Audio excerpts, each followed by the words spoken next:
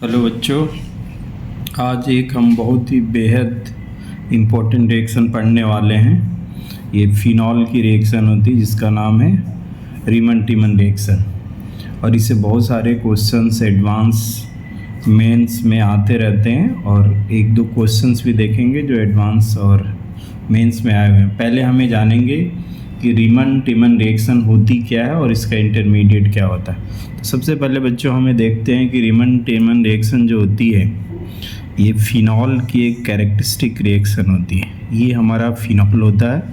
Phenol एक aromatic alcohol है, और इसको फिनॉल को जब हम ट्रीट करते हैं क्लोरोफॉर्म और सोडियम हाइड्रोक्साइड के प्रेजेंस में, तो ये रीमन टीमन रिएक्शन होती है। और इसका टेम्परेचर मेंटेन करते हैं 60 डिग्री सेंटीग्रेड, और जो सोडियम हाइड्रोक्साइड होता है हमेशा एक्वस लिया जाता है। क्यों लिया जाता है इसके बारे में भी बात करेंगे। सबसे पहले ये जानेंगे कि इनका प्रोडक्ट क्या बनता है।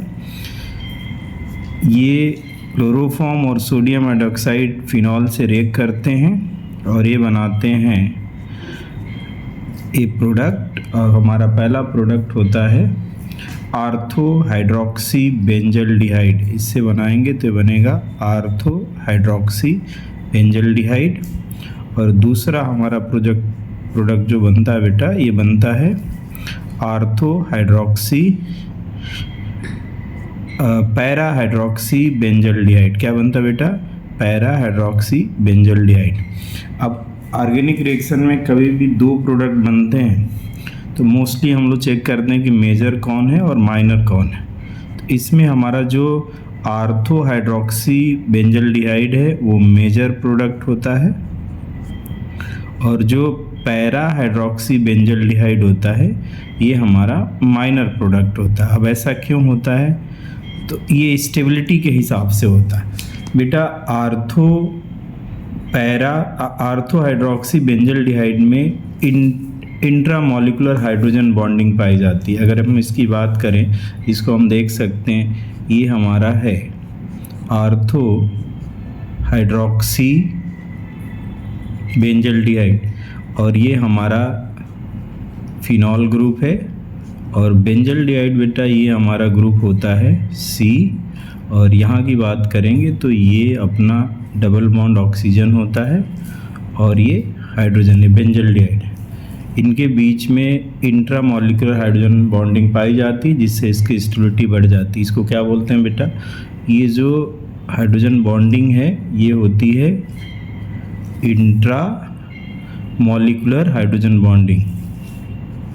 इंट्रा मॉलिक्यूलर हाइड्रोजन बॉन्ड, इस वजह से ये मेजर हो जाता है। दूसरा हमारा इसमें रिएक्शन आती है, अगर हम फिनॉल को, ये हमने फिनॉल लिया और फिनॉल को अगर ट्रीट करते हैं कार्बन टेट्राक्लोराइड, किससे?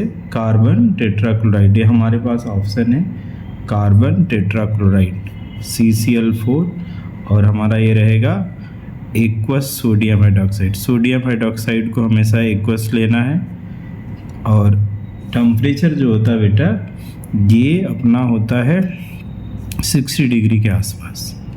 और यहाँ पे बाद में हम रिएक्शन को एसिडिफाई करते हैं जिससे हमारा जो प्रोडक्ट बनता है करेस्पॉन्डिंग ये अपना फिनॉल है, और यहाँ पे कार्बोक्सिलिक एसिड लगता है। तो पहला प्रोडक्ट बना आर्थो हाइड्रोक्सी बेंजोइक एसिड, और दूसरा प्रोडक्ट जो बनता है ये हमारा होता है para hydroxy benzoic acid. Para hydroxy benzoic acid. अब ये जो प्रोडक्ट होता है ये माइनर होता है, और जो आर्थो हाइड्रोक्सी बेंजोइक एसिड होता है ये हमारा मेजर प्रोडक्ट होता है। क्या होता है? Major product. इसमें भी सेम रीज़न है कि ये मेजर प्रोडक्ट होने का रीज़न क्या है। तो हम यहाँ बोल सकते हैं कि आर्थो हाइड्रोक्सी बेंजोइक एसिड में इंट्रामॉलिक्यूलर हाइड्रोजन बॉन्डिंग पाई जाती है जिससे स्टेबलाइज होता है। जैसे हमारे पास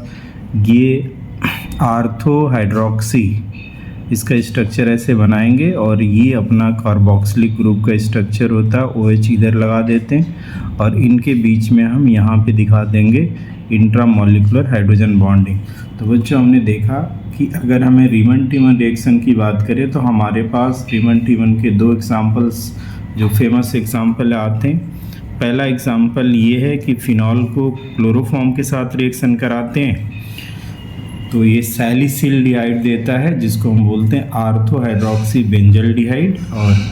और अगर हम कार्बन टेट्राक्लोराइड के साथ ट्रीट करते हैं तो ortho hydroxy benzoic acid major product के रूप में देता है जिसका नाम होता है सैलिसिलिक एसिड। इसका नाम क्या होता है बेटा? Salicylic acid. और इसका नाम होता है सैलिसिल्डिहाइड। अब हम ये तो प्रोडक्ट बन गया। अब हम देखेंगे कि इस रिएक्शन की मैकेनिज्म क्या होती है और प्रोडक्ट कैसे बनता है।